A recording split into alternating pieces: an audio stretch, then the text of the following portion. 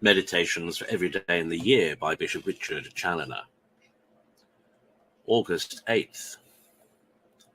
On the happy society of the heavenly Jerusalem. Consider first the multitude, beauty, and glory of the inhabitants of this blessed Jerusalem, those millions of bright heavenly spirits that always surround the throne of God, as we learn from the vision of the prophet Daniel, chapter 7.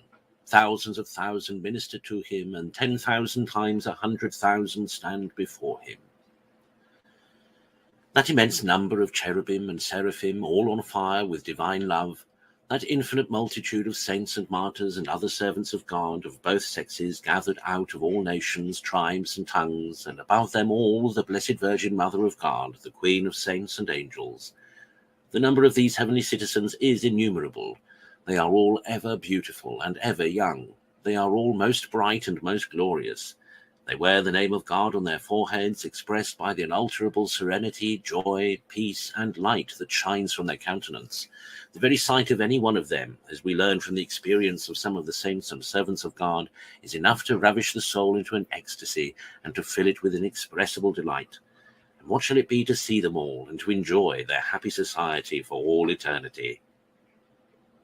Consider, secondly, that one of the most happy things that a good Christian could meet with or desire on this side of eternity would be to live quite separated from the company and conversation of the wicked and of all the fools and the slaves of this world, and to converse only with the wise and with the holy, and to be joined with them in a perfect band of fraternal charity, friendship, and union.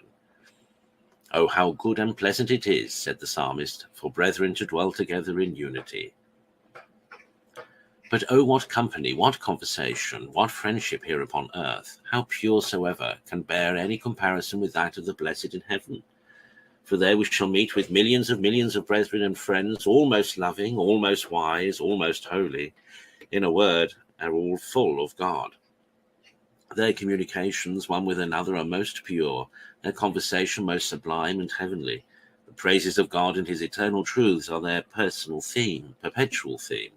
Harmonious hymns of divine love are their constant entertainment. Consider, thirdly, more in particular, the inexpressible charity and love which the blessed have one for another, which is so great that they all have but one heart and one soul. This makes them take such an inconceivable delight in each other's happiness, through the love they bear each other, as to look upon the happiness of their brethren as their own, and to rejoice in it as if it were their own. So that by means of this, their heavenly charity, the joy and satisfaction of every individual is multiplied to as manifold a degree as there are angels and blessed souls in heaven. Oh, how lovely is this heavenly friendship! Oh, let us aspire after this happy society. Let us aim, as much as human weakness will permit, at an imitation of this blessed charity. By rejoicing at every real good we discover in our neighbours, as if it were our own, and by inviting all we can to join with us here in the love and praises of God and in the practice of all other virtues, that so both we and they may hereafter be happily united together, associated for eternity, in singing to our Lord the immortal songs of Zion. Conclude. If thou desirest to be eternally happy in the society of the saints in the heavenly Zion, to flee now from the midst of the Babylon of a wicked world, and to associate thyself as much as thou canst with the true servants of God. There is nothing will be of more service to thy soul during thy mortal pilgrimage.